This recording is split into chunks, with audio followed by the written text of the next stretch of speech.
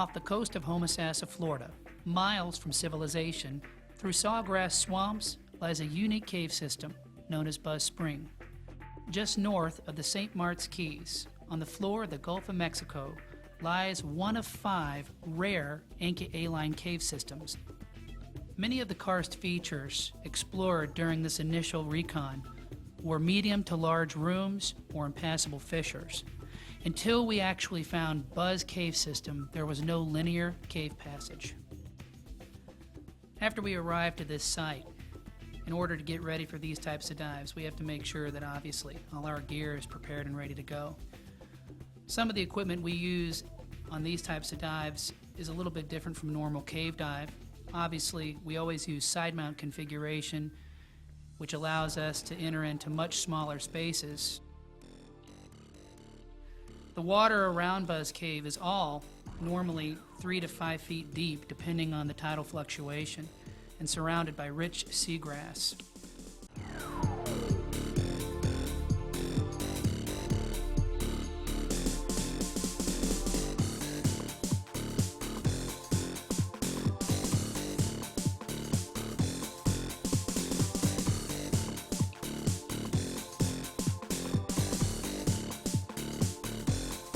After you enter the cave, immediately you will see that it's a side mount cave system, and we were a bit hesitant, thinking that possibly it just might stay side mount for a long time, but shortly after getting into the cave, approximately 150 feet, you come into your first sulfide layer, and it's a pretty large room. This section of the cave is where the T is that separates the upstream and the downstream section.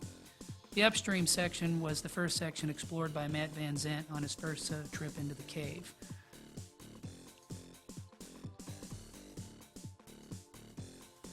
On the second trip into the cave, there were several hundred feet of beautiful sand chutes with girthite, and once again the sea life was persistent throughout most of the cave system, regardless of the haloclines.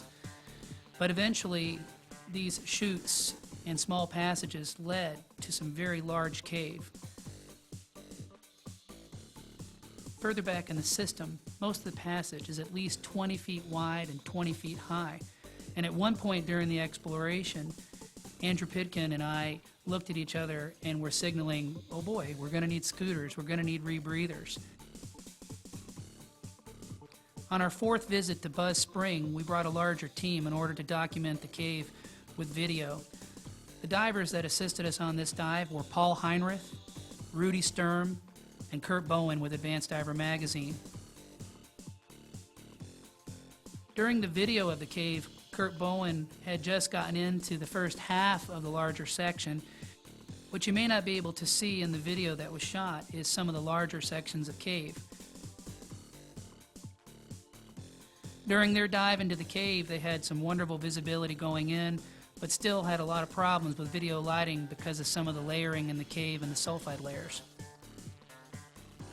The most intriguing thing about the cave system as of yet is that there is a lot of cave-adapted life forms: sponges, feather duster worms, anemones, crabs. But hopefully sometime in the near future we'll be able to get a qualified scientist to this location so that further identification of these creatures can be done. Andrew Pitkin and I were pretty excited about this exploration. As I said, Anchialine cave systems are very rare.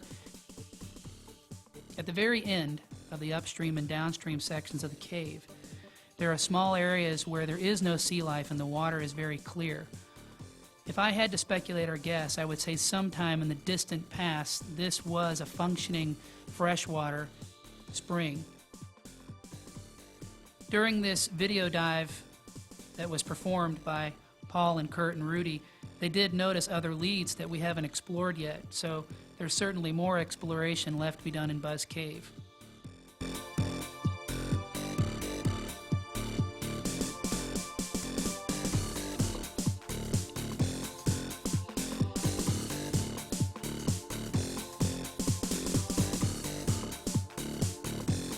If you look at the map, it'd be pretty easy to tell just how large the cave system is.